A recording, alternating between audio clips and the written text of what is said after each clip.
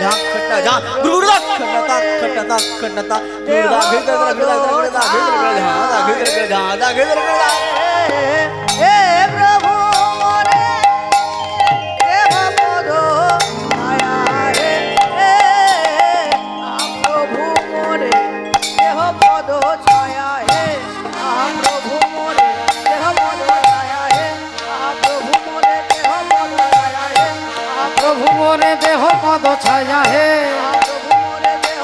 छाया है, छाया है, छाया है, छाया है,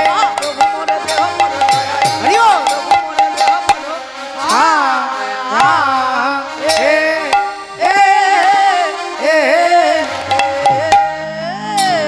जय जय ब्रजेश्वरी ओ पद पंकजश्वरी शरणे सब दुख पाशरी किशोरीर चरण कृपा करे हे श्रीमती दान कर मोरे श्रीमती तब पदे मोर शुद्ध मति जेन रहे सर्वक्षण रहे सर्व। हरि बोल, हरे कृष्ण। श्रद्धेय ভক্তমণ্ডলী, ভক্তিমতী মানে যারা যারা দাঁড়িয়ে আছেন, আমি হাত জোড় করে বলবো এখানে জায়গা রয়েছে, একটু একটু মায়েরা একটু একটু এগিয়ে এলে ওনারা যারা দাঁড়িয়ে আছেন একটু বসতে পারবে, একটু জায়গা করে দিন, আর অন্য কিছু নয়। হরি বল, হরে কৃষ্ণ। আসুন, এতক্ষণ আমরা মহাপ্রভু চরণাশ্রয় করেছিলাম, যিনি শেখালেন যে জীবাত্মা আর পরমাত্মার মিলন কিভাবে হয়, কিভাবে ভক্তর ভগবানের মিলন হয়। আজকে আমরা শুনবো, জানবো। ভগবানকে পাওয়ার জন্য যদি কারোর লালসা থাকে, যদি কারোর লালসা থাকে, তত্ত্বলল্লমপি মূল্য মে কলাং জন্ম কোটি সুকৃতি ন লভ্যতে। কোটি জন্মের স্বীকৃতি দ্বারা ভগবানকে পাওয়া যাবে না। ভগবানকে পেতে গেলে তীব্র লালসা দরকার পাবো। আমরা জানবো, শুনবো। তাই চলুন আজকে একটি সুন্দর ভজন গানের মধ্য দিয়ে আমরা ভজন রাজ্যে প্রবেশ করব। একবার সবাই মিলে বলবো, বলো ভগবান কৃষ্ণচন্দ্র কি জয়, বলো রাধা রানী কি জয়, বলিए भागवत महापुराण की जय, अनंत कोटि भक्त वृंदो की जय, निताई गौर सीतानाथ प्रेमानंदे हरि हरि बोल हरि बोल हरि हरि बोल हरि बोल।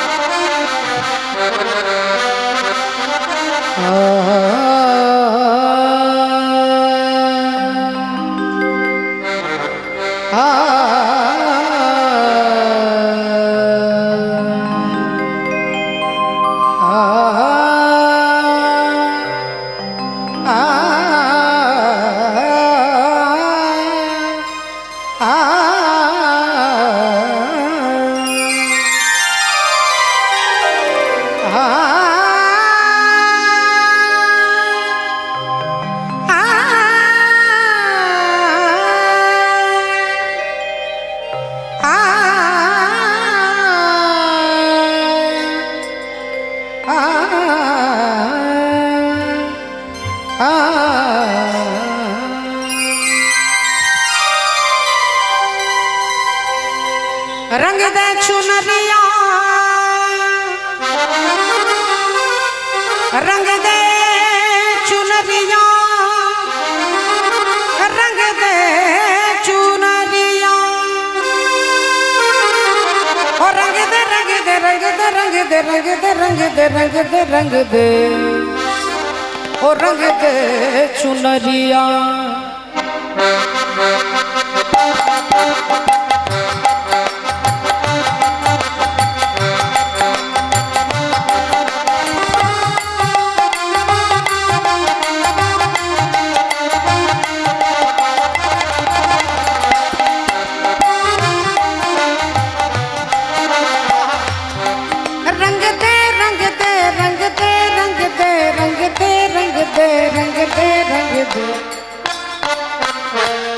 रंग दे चुनरिया ओ शाम पिया मोरी, रंग दे चुनरिया, रंग दे रंग दे रंग दे रंग दे रंग दे रंग दे रंग दे चुनरिया।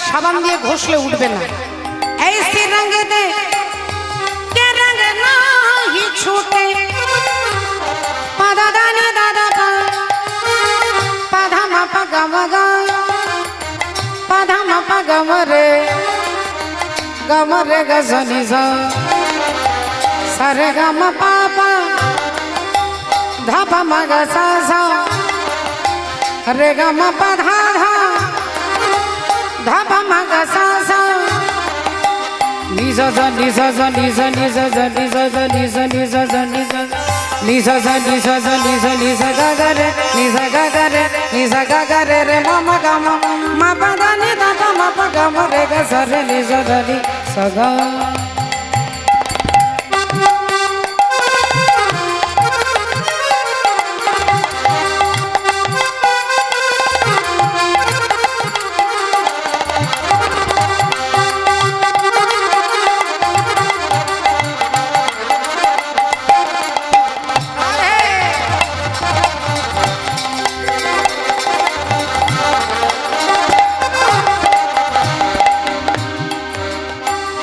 यशोमती मैया से बोले नंद लाला, राधा क्यों गोरी मैं क्यों काला। यशोमती मैया से बोले नंद लाला, राधा क्यों गोरी क्यों काना।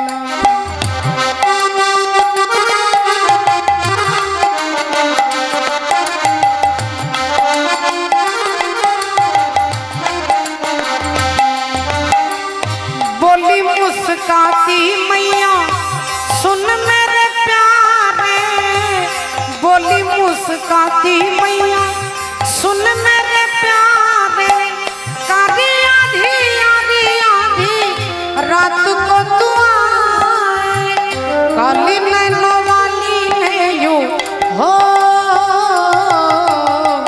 काली नैनों वाली ने यूं ऐसा जादू डाला, इसलिए काना। यशोमती मैया से बोले नंद लाला, राधा क्यों गोरी मैं क्यों काना।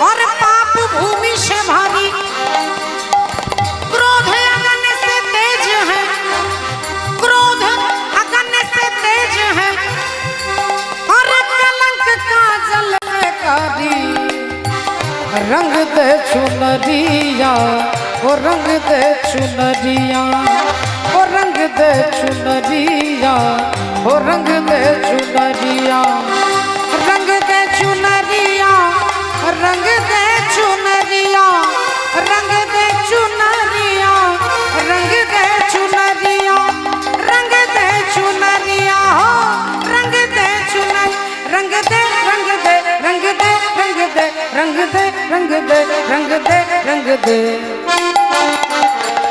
रंग दे चुनरिया, ओ रंग दे चुनरिया, ओ रंग दे चुनरिया। श्री गुरु निताई गौर सीतानाथ प्रेमानंदे हरि हरि बोल हरि बोल हरि। সকলে চরণে দণ্ডবত প্রণাম জানিয়ে আজকে আমরা শুনবো ভগবান শ্রীকৃষ্ণচন্দ্র তিনি যে দ্বারকায়, দ্বারকা লীলার অন্তর্গত দ্বারকাতে যে তিনি বিবাহ করেছিলেন সেই রুক্মিণী আর ভগবান শ্রীকৃষ্ণের বিবাহের কথা আমরা তথ্য জানবো। এই যেহেতু বিয়ে বাড়িতে এসেছি, বিয়ে বাড়িতে এলেই মায়েরা বুঝতে পারছেন উলুধ্বনি দিতে হবে, তাই গোবিন্দের আর মা রুক্মিণীর বিবাহের শুরুর পূর্বে আমরা প্রথমে একটু উলুধ্বনি দেব সকলে, আর হরির ধ্বনি দেবো। হরি বল হরি, একটু ভালো করে জয় রাধে জয় রাধে। হ্যাঁ জয় নিতাই জয়, হরি বল হরে কৃষ্ণ। তাই চলুন আজকে রুক্মিণী, মা রুক্মিণী আর ভগবান শ্রীকৃষ্ণের বিবাহের কথা শুনবো। তার পূর্বে আমরা প্রথমেই সকলে জানি যে ভগবান শ্রীকৃষ্ণচন্দ্র 16,108খানা বিবাহ করেছিলেন। 16,108টা বিবাহ, এর মধ্যে বিচিত্র বিবাহ হচ্ছে 8খানা বিবাহ। হরি বল রাধে রাধে। আপনারা সেই 8জন পাটরানীর কথা নাম শুনেছেন। প্রথমেই রুক্মিণী, সত্যভামা, জাম্বুবতী, মিত্রবৃন্দা, কালিন্দী, চিত্রলেখা, ভদ্রা, আপনারা নাম শুনেছেন 8জন পাটরানী। ভগবান শ্রীকৃষ্ণচন্দ্র 16,108টা বিবাহ করেছেন। তা আজকে আমরা শুনবো রুক্মিণী আর ভগবান শ্রীকৃষ্ণের বিবাহের মূল তথ্য কিভাবে বিবাহ হবে। কিন্তু তার আগে যে এই 8টা বিবাহ করলেন, এর মধ্যে আপনারা সকলে জানেন যে ভগবান শ্রীকৃষ্ণের দ্বিতীয় পাটরানী তার নাম হচ্ছে সত্যভামা। সত্যভামাকে ভগবান কোনো ভালো পরিস্থিতির মধ্যে কিন্তু বিবাহ করতে পারেননি, ভালো পরিস্থিতির মধ্যে নয়। হরি বল, রাধে রাধে। ভক্তমণ্ডলী, ভক্তিমতী মায়েরা, রাজা সত্রাজিৎ রাজার একটা মণি ছিল, যে মণিটার নাম হচ্ছে সামন্তক মণি। সেই মণিটা রাজার ছিল। রাজার ভাইয়ের নাম হচ্ছে প্রসেনজিৎ। সেই প্রসেনজিৎ সেই হাতটা পড়ে, সেই মণিটা গলায় পড়ে তিনি জঙ্গলে শিকার করতে গেছে, আর জঙ্গলে গিয়ে তিনি প্রাণ হারিয়ে ফেললেন আর কি। তাকে খেয়ে ফেললো, ওখানে মরে গেল। বন্য হিংস প্রাণীর আক্রমণে তার ভাই মারা গেল। আর সেই যে হাটটা হারিয়ে গেল, ওই হাটটা নিয়ে গেল কে না, জম্বুবান নিয়ে চলে গেল। রামচন্দ্রের ত্রেতা যুগে রামচন্দ্রের লীলাতে জম্বুবানের নাম শুনেছেন, তিনি নিয়ে চলে গেলেন হাটটা। আর যখন এই হাটটা নিয়ে চলে গেল জম্বুবান, এদিকে সত্রাজিৎ রাজা, তার কাছে প্রথমেই ভগবান শ্রীকৃষ্ণচন্দ্রের দাদা বলরাম দাদা ওই হাটটা চেয়েছিল, যে ওই হাটটা আমার ভাইকে দিয়ে দেওয়া হোক। তা সত্রাজিৎ রাজা দেয়নি। রাজা যখন দিলেন না, আর এদিকে তার ভাই মারা গেল, হাটটা চুরি হয়ে গেল, সত্রাজিৎ রাজা গোটা বাজারে দাঁড়িয়ে এই মাইক্রোফোনের সামনে দাঁড়িয়ে বলল, ওই নন্দের নন্দন, ওই দ্বারকার অধিপতি কৃষ্ণ, সে আমার হাটটা চুরি করে নিয়ে গেছে। এখন বাজারের মাঝখানে দাঁড়িয়ে, মাইক্রোফোনে দাঁড়িয়ে যদি কেউ বলে, এটা একটা প্রেস্টিজের ব্যাপার। দ্বারকার রাজা ভগবান শ্রীকৃষ্ণচন্দ্রের কানে গেল কথাটা, দেবর্ষি নারদ পৌঁছে দিলেন। তিনি তো সব থেকে বড় মিডিয়া। তা তিনি গিয়ে বলে উঠল, প্রভু একটা খারাপ খবর আছে। কি খবর না, তুমি নাকি সত্রাজিৎ রাজার মণিটাকে চুরি করে নিয়েছো। সত্রাজিৎ রাজা বাজারে অ্যানাউন্স করে দিয়েছে। ভগবান চিন্তা করলেন, এ তো মহা ঝামেলায় পড়লাম। মণিটা তো আমি চুরি করিনি, অথচ আমার ঘাড়ের উপরে বোঝা চেপে গেল যে আমি নাকি চুরি করে নিয়েছি। তাহলে এবার মণিটা খোঁজার দায়িত্ব সিবিআই এর হাতে দিতে হবে। তা সিবিআই এর হাতে তুলে দেওয়া হবে কেস। পরমাত্মা ভগবান শ্রীকৃষ্ণচন্দ্র চিন্তা করলেন, এই হাটটা আমাকেই খুঁজতে হবে। তিনি ধীরে ধীরে চিন্তা করলেন যে প্রসেনজিৎ তিনি কোথায় গিয়েছিলেন, জঙ্গলে হেঁটে হেঁটে যাচ্ছে। কিছু দূর গিয়ে দেখছে একটা বাঘের পায়ের চিহ্ন। বাঘের পায়ের ছাপ দেখে এগিয়ে কিছু দূর গিয়ে দেখছে হাড়গোড়গুলো পড়ে আছে। বুঝতে পারছে সত্রাজিৎ রাজার ভাই প্রসেনজিতের এটা মরা দেহ। তাহলে হাটটা গেল কোথায়? এই চারিদিকে খুঁজতে খুঁজতে দেখছে, একটু দূরে দেখছে একটা ভালুকের পায়ের ছাপ পড়ে আছে। এই ভল্লুকের পায়ের ছাপ দেখতে দেখতে হেঁটে হেঁটে যেতে যেতে দেখলেন সম্মুখে একটা বিরাট বড় গুফা। ভগবান শ্রীহরি গুফার ভেতরে প্রবেশ করলেন। আর গুফার ভেতরে প্রবেশ করে দেখছে অন্ধকার গুফা, কে যেন লাইট জ্বেলে দিয়েছে। তিনি ঢুকেই বুঝতে পারলেন যে এখানেই মণিটা আছে। কিন্তু মণিটা নিয়ে খেলা করছে একজন সুন্দরী নারী, তার গলায় সেই মণিটা রয়েছে। ভগবান শ্রীহরি এসে প্রথমেই যে মণিটা চাইলেন, অমনি তিনি চিৎকার করে উঠল, বাবা। আর যেই বলেছে বাবা, অমনি জম্বুবান তিনি বেরিয়ে এসেছে। কি ব্যাপার না, বাবা দেখো দেখো, ইনি আমার কাছে হাটটা চাইছে। জম্বুবান বললেন, এই যে এটা আমার মেয়েকে আমি খেলবার জন্য দিয়েছি। বললেন, দেখুন এই মণির ওপরে আমার প্রেস্টিজ দাঁড়িয়ে আছে। রাজা সত্রাজিতের মণি, তিনি সারা রাজ্যে ঘোষণা করে দিয়েছে আমি নাকি চুরি করেছি, তাই মণিটা আমাকে দিয়ে দিন। জম্বুবান বললেন, তাহলে মণিটা তোমাকে দিতে পারি, আগে আমার সঙ্গে যুদ্ধ করতে হবে, আমার সঙ্গে যুদ্ধ করতে হবে। হরি বল, রাধে রাধে। ভগবান শ্রীকৃষ্ণচন্দ্র হাসলেন, আর হেসেই তিনি জম্বুবানকে বুঝিয়ে দিচ্ছেন, যেই তার মাথায় হাত দিয়েছে তার মনে পড়ে গেছে যে ত্রেতা যুগে ভগবান রামচন্দ্র তার সমস্ত বানর সেনাদেরকে নিয়ে মাঝখানে বসে আলোচনা করছে। একটা বানর বলছে আমি 20টা রাক্ষসকে মেরেছি, আরেকজন বলছে আমি 25টা মেরেছি, আরেকজন বলছে আমি 22টা মেরেছি। এরকম যে যার নিজের ট্যালেন্টের কথা বলছে। এমন সময় রামচন্দ্র ওই জম্বুবানকে জিজ্ঞাসা করছে যে, হে জম্বুবান, আপনি কিছু বলছেন না? আপনি কারোর সঙ্গে লড়াই করেননি রাম রাবণের যুদ্ধে, জম্বুবান কি লড়াই করেনি? বললেন, ঠাকুর কিছু মনে করো না, আমি যে লড়াই করব সেরকম উপযুক্ত বীর আমি দেখতে পাইনি। রামচন্দ্র বললেন, সে কি, তুমি রাক্ষস সেনাদের মধ্যে এমন কেউ নেই যে তুমি তার সঙ্গে লড়াই করতে পারবে? জম্বুবান বললেন, না, একমাত্র ছিল রাবণ, কিন্তু রাবণকে যদি আমি মেরে দিই তাহলে বাজারে আপনার নামটা হবে না, তাহলে বাজারে আপনার নাম তো হবে না। তাই আমি কাউকে মারিনি। আমার ইচ্ছে হচ্ছে আমি কোনো বীর পুরুষের সঙ্গে যুদ্ধ করব। তাই এক কাজ করো ঠাকুর, আজকে তুমি আমার সঙ্গে যুদ্ধ করো। রামচন্দ্র বললেন, দেখুন আপনি আমার বাবার বয়সী, আমি মর্যাদা পুরুষোত্তম, আমি ত্রেতা যুগে মর্যাদাকে রক্ষা করে লীলা করেছি, তাই এই ত্রেতা যুগে আপনার সঙ্গে আমি যুদ্ধ করব না। তবে আপনার যখন ইচ্ছে হয়েছে আমার সঙ্গে যুদ্ধ করতে, আমি আপনার ইচ্ছে পূর্ণ করব দ্বাপর যুগে। সেদিন আমি হব ভক্তাধীন, ভক্তের বাঞ্ছা পূর্ণকারী, সেদিন আপনার ইচ্ছে পূর্ণ করে দেব। সেই কথা জম্মুমান ভুলে গেছে, কিন্তু পরমাত্মা রাম ভগবান কৃষ্ণচন্দ্র জানে। তাই তাকে যখনই বললেন যুদ্ধ করতে হবে, এবার জম্মুমান আর ভগবান শ্রীকৃষ্ণের যুদ্ধ হচ্ছে। যুদ্ধ করতে করতে 28 দিন পেরিয়ে গেছে। 28 দিন পরে জম্মুমান ক্লান্ত হয়ে বসে গেছে। তখনই তিনি চিন্তা করছেন যে একমাত্র আমাকে হারাতে পারবে, একমাত্র হারাতে পারবে ভগবান শ্রী রামচন্দ্র। তাহলে ইনিকেই সে রাম। আর যেই তার মনে পড়েছে, তিনি অমনি ভক্তির নয়ন চোখ দুটো বন্ধ করে দেখার চেষ্টা করছে। তখন দেখছে যে ভগবান রামচন্দ্র তিনি এসেছে দ্বাপর যুগে শ্রীকৃষ্ণচন্দ্র হয়ে। ফলে চোখের সামনে দাঁড়িয়ে আছে, দেখে সন্মুখেতে দাঁড়ায়ে আছে, ও সন্মুখেতে দাঁড়ায়ে আছে, সন্মুখেতে দাঁড়ায়ে আছে, ভক্তের হৃদয় মন্দির আলো করে, স্বয়ং ভগবান দাঁড়ায়ে আছে, হৃদয় মন্দির আলো করে, স্বয়ং ভগবান দাঁড়ায়ে আছে, ভক্তের হৃদয় মন্দির আলো করে, স্বয়ং ভগবান দাঁড়ায়ে আছে, হৃদয় মন্দির আলো করে, আমার মনয় অভিলাষ পুরাইতে, হৃদয় মন্দির আলো করে, নিতাই গৌর প্রেমানন্দে। আলো করে, মনয় অভিলাষ পুরাইবে, স্বয়ং ভগবান দাঁড়ায়ে আছে। এই জম্মুমান এতক্ষণ পরে বুঝলো যে ত্রেতা যুগের রাম, দ্বাপর যুগের শ্যাম, যিনি আমাকে হারিয়ে আমার মনোবাঞ্ছা পূর্ণ করেছে। আর তখনই মণিটা এনে ভগবান শ্রীহরির হাতে দিয়ে বলল, প্রভু নাও, তোমার মণি তুমি নাও, কিন্তু হে দয়াময়, এই দানের সঙ্গে একটা দক্ষিণা তোমাকে নিতে হবে। কি দক্ষিণা? না, আমার মেয়ে জাম্বুবতীকে তোমাকে বিবাহ করতে হবে। ভগবান ভাবলেন সর্বনাশ, আরেকটা ঝামেলা বেড়ে গেল। ঠিক আছে, তা তুমি যখন চাইছো তোমার মেয়েকে আমি বিবাহ করব, ওই জম্মুমানের মেয়ে হচ্ছে জাম্বুবতী। জাম্বুবতীকে সঙ্গে দিলেন, ভগবান নিয়ে আসছেন।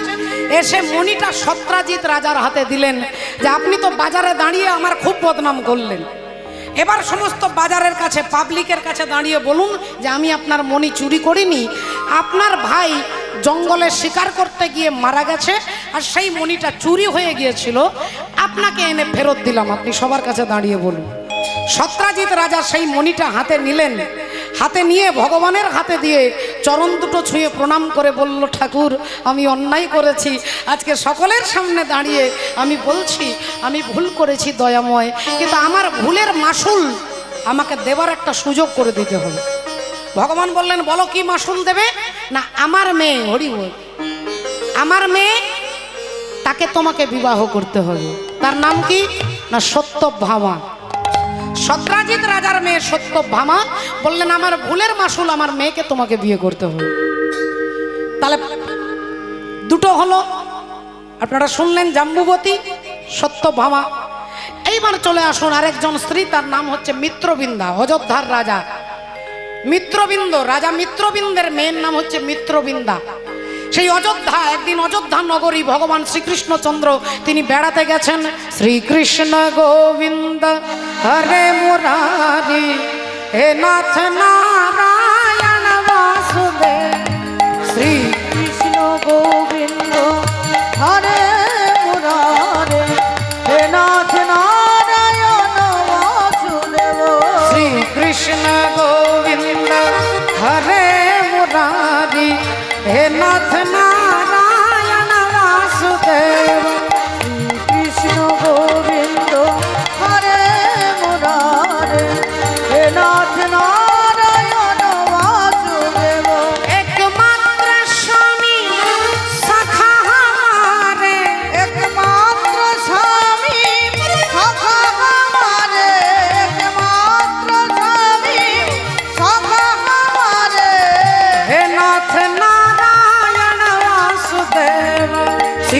কৃষ্ণ গোবিন্দ হরে মুরারে হে নাথ নারায়ণ বাসুদেব শ্রীকৃষ্ণ গোবিন্দ হরে মুরারে হে নাথ নারায়ণ বাসুদেব। ভগবান কৃষ্ণচন্দ্র অযোধ্যা নগরী দর্শন করতে করতে যাচ্ছে। এদিকে রাজার মেয়ে হরিব মিত্রবৃন্দা জানালার দুটো হরিব রড, লোহার রড, আর সেই দুটো রডকে ধরে মিত্রবৃন্দা তিনি দাঁড়িয়ে দাঁড়িয়ে ভগবান শ্রীকৃষ্ণকে দর্শন করছেন। আহা কি সুন্দর দেখতে, কি সুন্দর দেখতে। এনার চরণে আমি আমার মন সঁপে দিয়েছি, আমি এনাকেই বিবাহ করব। ভগবান যাচ্ছে রাস্তা দিয়ে, তিনি কিন্তু দেখেননি। মিত্রবৃন্দা দেখেই তার বাবার কাছে ছুটে গেলেন, বাবা আমি আমার মনের মতো স্বামী খুঁজে পেয়েছি। রাজা মিত্রবৃন্দ বললেন, তুমি পেয়েছো বটে, কিন্তু আমি তো স্বয়ম্বর সভা ডেকেছি। আমার মেয়েকে সেই বিয়ে করতে পারবে। আমার রাজ্যে 7টা ষাঁড় আছে, ষাঁড়, 7টা ভয়ঙ্কর ষাঁড়, যে কোনো বড় বড় বীরকে হত্যা করতে পারে। সেই 7টা ষাঁড় আজ পর্যন্ত কেউ দড়ি দিয়ে বাঁধতে পারেনি। একটা ফাঁকা জায়গায় 7 জনকে ছেড়ে রাখা হয়েছে, শুধু একটা ব্যারিকেড দেওয়া আছে আর কি। বললেন এই 7টা ষাঁড়কে একটা দড়িতে যিনি বেঁধে দিতে পারবে তার সঙ্গে আমার মেয়ের বিয়ে দেবো। ভগবান অমনি শুনতে পেলেন, চ্যালেঞ্জ অ্যাকসেপ্ট করলেন। তিনি বললেন ঠিক আছে, মেয়েকে বিবাহ করাটা বড় কথা নয়, কিন্তু আজকে আমারও ইচ্ছে, দেখি আমি পারি কি না। এবার সমস্ত রাজারা আসছে, ওখানে ঢুকছে, আর এক এক করে সব মারা যাচ্ছে, ষাঁড়ের গুঁতো খেয়ে কেউ ছুটে পালাচ্ছে। একে একে সবাই যখন পরাজিত, তখন ভগবান শ্রীকৃষ্ণচন্দ্র তিনি ধীরে ধীরে এগিয়ে গেলেন। আর এগিয়ে গিয়ে কি করলেন, এক কৃষ্ণ আজকে 7টা রূপ ধারণ করলেন। একটা কৃষ্ণ থেকে 7টা কৃষ্ণ হয়ে গেলেন। আর এক একটা ভগবান কি করলেন, এক একটা দড়ি দিয়ে 7টা ষাঁড়ের গলায় দড়ি পরিয়ে বেঁধে দিয়ে, আর দড়ির গুচ্ছটা এনে রাজার হাতে ধরিয়ে দিলেন। যেই রাজার হাতে ধরিয়ে দিলেন, অমনি সবাই বলে উঠলো, দ্বারকার অধিপতি ভগবান কৃষ্ণচন্দ্র কি, ভগবান কৃষ্ণচন্দ্র কি, ভগবান কৃষ্ণচন্দ্র কি। সবাই জয়ধ্বনি দিলেন। মিত্রবৃন্দা বিবাহ হয়ে গেল ভগবান শ্রীকৃষ্ণের চন্দ্রে, ভগবানের সঙ্গে বিয়ে হয়ে গেল। হরি বল। তাহলে এরকম করতে করতে কালিন্দী, যমুনা সূর্যের কন্যা, তাকে বিবাহ করলেন দিল্লিতে। তিনি জলে, এক গলা জলে বসে কৃষ্ণ কৃষ্ণ করছেন। অর্জুন বললেন, আপনি কে? না আমি সূর্যের কন্যা কালিন্দী। কি চান? না আমি ভগবান কৃষ্ণকে বিবাহ করতে চাই। অর্জুন বললেন কৃষ্ণকে, বললেন তোমার ভাগ্যটা খারাপ নয়, এখন ছেলেরা কেউ স্ত্রী পাচ্ছে না, তোমার স্ত্রীর উপর স্ত্রী। হরি বল। তা তোমাকে বিয়ে করবে, যাও। কালিন্দীকে বিবাহ হয়ে গেল। এরকম করে 8 জনের মধ্যে 7 জনকে বিবাহ করলেন। আজকে আমরা শুনবো কিভাবে রুক্মিণীর সঙ্গে ভগবান শ্রীকৃষ্ণের বিয়ে হবে। তাই চলুন, আজকে রুক্মিণী মা, তার বাবার নাম হচ্ছে বিদর্ভ দেশের রাজা ভীষ্মক। ভীষ্মক, সেই ভীষ্মক রাজার 5টা ছেলে আর একটা মেয়ে। ও যে রুক্মিণী নামেতে কন্যা লক্ষ্মী স্বরূপিণী, রুক্মিণী নামেতে কন্যা লক্ষ্মী স্বরূপিণী, রুক্মিণী নামেতে কন্যা লক্ষ্মী স্বরূপিণী, রুক্মিণী নামেতে কন্যা লক্ষ্মী স্বরূপিণী, রুক্মিণী নামেতে কন্যা লক্ষ্মী স্বরূপিণী। হ্যাঁ, রুক্মিণী নামেতে কন্যা লক্ষ্মী স্বরূপিণী, আর সকলের পূজনীয়া ভুবন মোহিনী, সকলের পূজনীয়া ভুবন মোহিনী, সকলের পূজনীয়া ভুবন মোহিনী। এই আনন্দ ধরে না, আনন্দ ধরে না, আনন্দ ধরে না, আনন্দ ধরে না, ও মাতার পিতার মনে আনন্দ ধরে না। মাতা পিতার মনে আনন্দ ধরে না, মাতা পিতার মনে দেখতে এলো জানে জানে, দেখতে এলো জানে জানে, মাতা পিতার মনে দেখতে এলো জানে, মাতা পিতার মনে দেখতে এলো জানে জানে, আনন্দ ধরে না। রাজা ভীষ্মকের 5টা ছেলে, রুক্মী, রুক্মসেন, রুক্মমালী, রুক্মবাহু আর রুক্মী, এই 5 ভাই। একটা মেয়ে, তার নাম হচ্ছে রুক্মিণী, সব থেকে আদরের মেয়ে। সূর্যের আশীর্বাদে সেই মেয়েকে পেয়েছে, নাম রাখা হলো রুক্মিণী। সেই ছোটবেলা থেকে রুক্মিণী যেমন দেখতে সুন্দর, তেমন তিনি শান্ত, সুশীলা।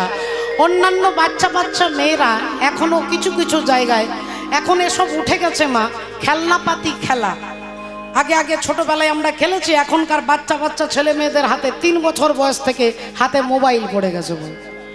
এখন হাতে মোবাইল, এখন তারা আর খেলাধুলো নেই মাগো, যে কারণে রোগ জ্বালা আরো বেড়ে যাচ্ছে, পেটের সমস্যা হচ্ছে, বাচ্চা ছেলেরা খেলাধুলো বন্ধ করে দিয়েছে। তার রুক্মিণী ছোটবেলা থেকে তিনি খেলতে গিয়েও কি করেন না, তিনি মালা গেঁথে পুজো পুজো খেলা খেলে। আর তাদের বাড়িতে, রাজা ভীষ্মকের বাড়িতে কুলদেবীর নাম হচ্ছে মা কাত্যায়নী যোগমায়া।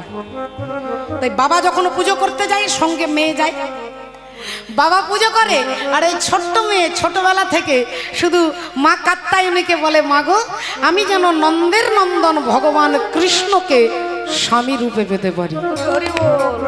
আহা রাধে রাধে, আমি যেন ভগবানকে স্বামী রূপে পেতে পারি। ছোটবেলা থেকে তার একটাই শুধু বাসনা, আমি আর কিছু চাই না মা। হরি বল। ভক্তিমতী মায়েরা, দেখতে দেখতে সেই মা রুক্মিণী একটু একটু করে বড় হয়ে গেল, একটু একটু করে বড় হয়ে গেল। আর যত তার বড় হচ্ছে তত ভগবানকে পাওয়ার লালসা তত যাচ্ছে।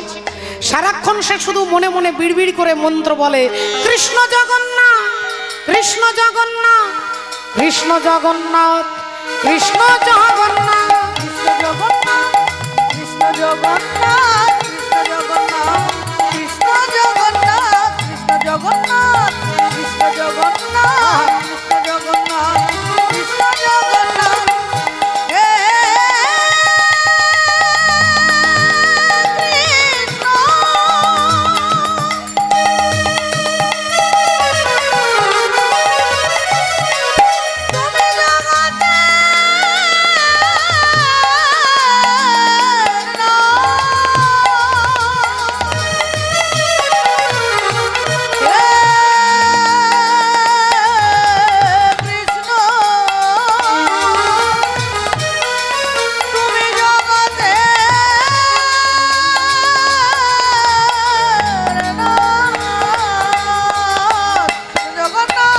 কৃষ্ণ জগন্নাথ কৃষ্ণ জগন্নাথ কৃষ্ণ জগন্নাথ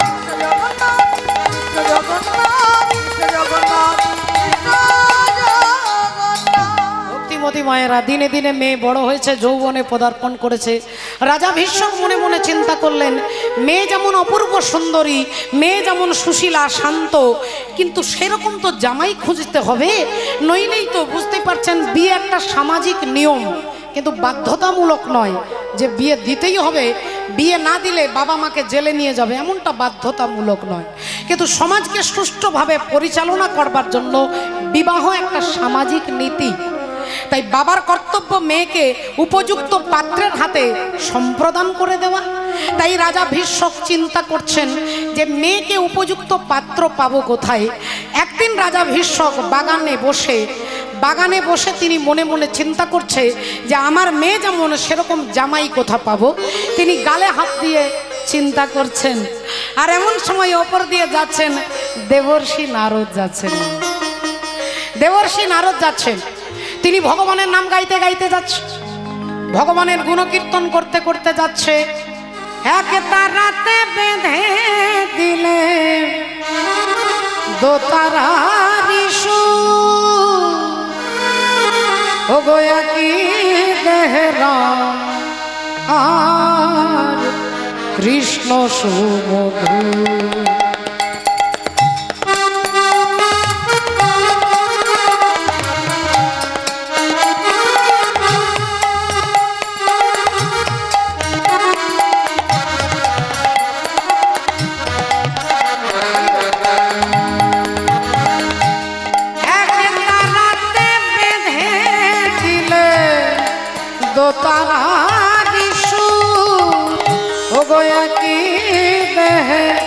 রাম আর কৃষ্ণ সুমধুর।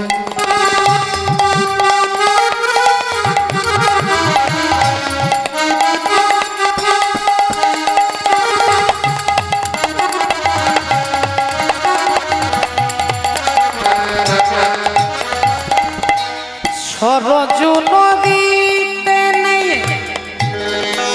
দেহ শীতল হয়, আবার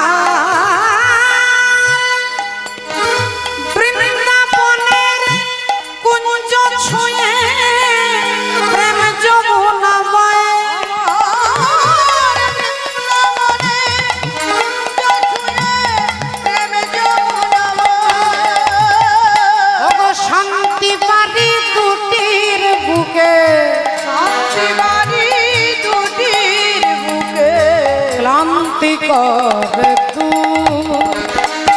একই দেহরা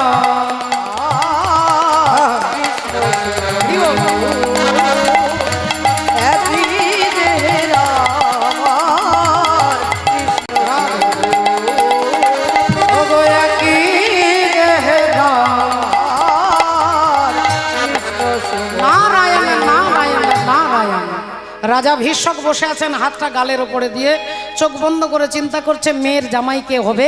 আর দেবর্ষি নারদ ভীষ্মক রাজাকে দেখেই তিনি বিদর্ভ নগরে নেমে নারায়ণ নারায়ণ যেই বলেছেন, হরি বল। দেখুন একটু চিন্তা করে, তিনি চিন্তা করছে, মেয়ের বাবা চিন্তা করছে যে আমার জামাই কে হবে, আর দেবর্ষি নারদ ইঙ্গিতে বলছেন নারায়ণ নারায়ণ নারায়ণ, অর্থাৎ উত্তরটা দিয়ে দিচ্ছে যে তোমার জামাই হবে ভগবান। ভীষ্মক রাজার সঙ্গে সঙ্গে গাল থেকে হাতটা সরিয়ে প্রণাম করে দেবর্ষি নারদকে প্রণাম করে বললেন আসুন আসুন। দেবর্ষি নারদ বললেন কি ব্যাপার রাজামশাই, আপনার মুখটা শুকিয়ে গেছে, আপনি মনে হচ্ছে কোনো চিন্তায় পড়ে আছেন। বললেন আগে হ্যাঁ ঠিকই ধরেছেন, আপনি সাধু তো বুঝতে পারছেন, মেয়ের বাবার তো একটা চিন্তা থেকে যায়। আমার আদরের মেয়ে, 5-5টা ছেলের পরে একটা মাত্র মেয়ে, তাই ভাবছি যে মেয়েকে উপযুক্ত পাত্র কাকে করব, পাত্র কাকে করব। হরি বল। আবার নারদমণি বলছেন নারায়ণ নারায়ণ নারায়ণ।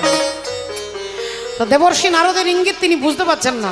বললেন আচ্ছা ঠিক আছে, কিরকম জামাই আপনি চান, কিরকম চান একটু বলুন, জামাই কিরকম হবে, তাহলে অন্তত আমি একটু খুঁজে দিতে সাহায্য করব।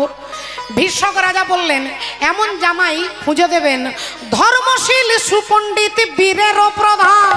ধর্মশীল সুপণ্ডিত বীরের প্রধান, ধর্মশীল সুপণ্ডিত বীরের প্রধান। আস্তে, ধর্মশীল মানে তার থেকে বড় ধার্মিক আর কেউ নেই, সুপণ্ডিত তার থেকে জ্ঞানী কেউ নেই, ধর্মশীল সুপণ্ডিত বীরের প্রধান।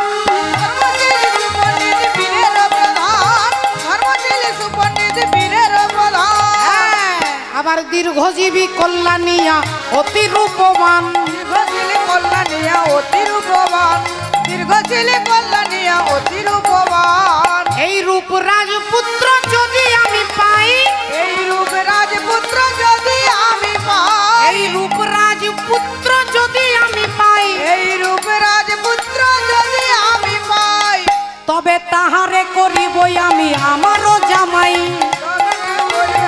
আমারও জামাই, তাহারে করিব আমারও জামাই। বললেন দাঁড়ান দাঁড়ান, আস্তে আস্তে একটু শুনে নি পয়েন্টগুলো কি কি বলেছেন।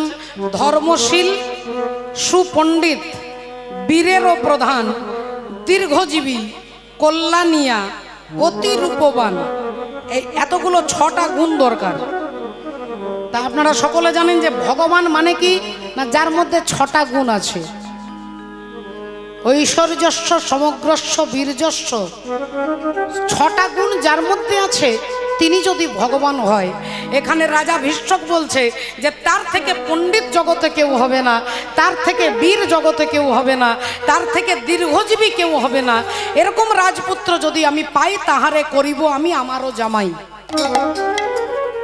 নারদ মুনি বললেন একটু দাঁড়ান, সময় একটু দেন, দেখি এরকম পাত্র কে আছে জগতে।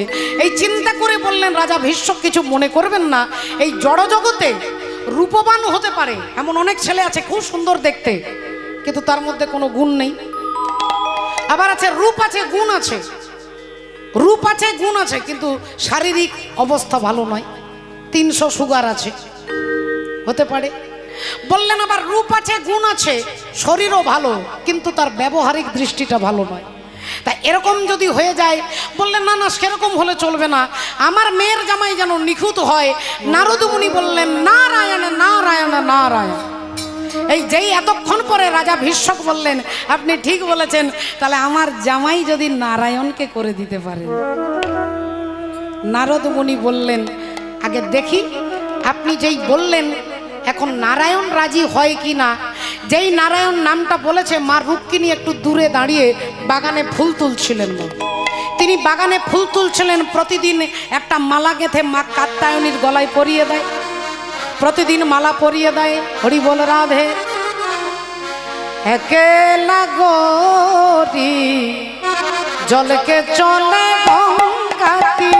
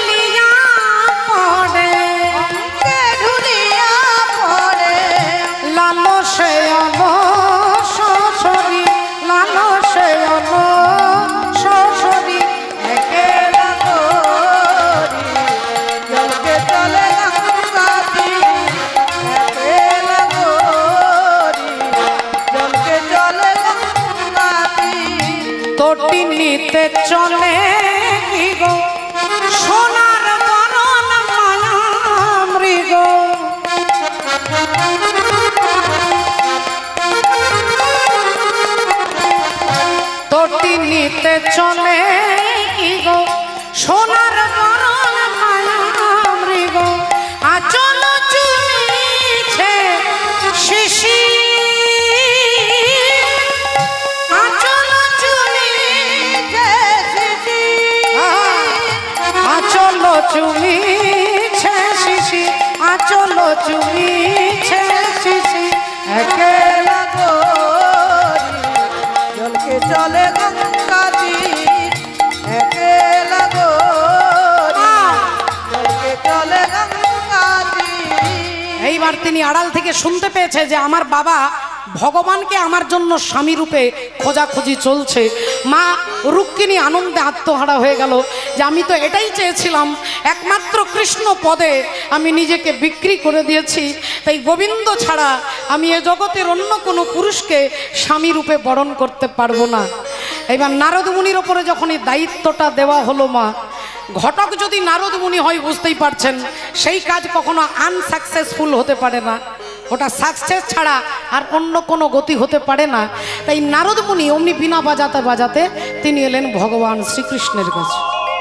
আর যেই এসেছেন অমনি ভগবান নারদ মুনির হাতটা ধরে বলছেন, নারদ দেখো কি সুন্দর দ্বারকা নগর তৈরি করেছি। দেখো দ্বারকা নাম কেন হলো মা? দ্বারকা দ্বারকা মানে এর বাংলা অর্থটা হচ্ছে, নারদ মুনিকে বলছে, নারদ জিজ্ঞাসা করছে এই জায়গাটার নাম কি, এই পুরীটার নাম কি? বললেন দ্বারকা। নারদ মুনি বললেন দ্বার কাহা, দরজা কোথায়? তুমি যে গোটা ঘরটা করেছো কোথাও তো দরজা করোনি। হরি বল রাধে রাধে। এই যে দরজা কোথায়, দ্বার কাহা, সেই থেকে নাম হয়ে গেল দ্বারকা। তা দ্বারকা নগরটা ঘুরে দেখাচ্ছে, এই দেখো এটা এটা কিচেন রুম, এখানে রান্না হবে, এখানে পড়াশোনা হবে, এখানে ডাইনিং হল, এরকম সব দেখাচ্ছে। দেখিয়ে নারদকে জিজ্ঞাসা করছে, নারদ আমার ঘরটা তোমার কেমন লেগেছে? নারদ মুনি একটু মুখটা শুকনো করে, মুখটা গোমড়া করে বলে উঠলো, ঠাকুর তুমি এটাকে ঘর বলো না। মানে কেন? এত সুন্দর ডেকোরেশন করে সাজানো এত সুন্দর ঘরটা ঘর নয়? নারদ বললেন না, নারীর পুতনভসী, নারীর ভূষণপতি, নারীর ভূষণ হচ্ছে তার স্বামী, নারীর ভূষণপতি জানিবা যেমন, নারীর ভূষণপতি নারীর ভূষণপতি জানিবা যেমন, নারীর ভূষণপতি রাজগণ। নারীর ভূষণ যদি তার স্বামী হয় তাহলে গৃহের ভূষণ নারী হয়তো তেমন।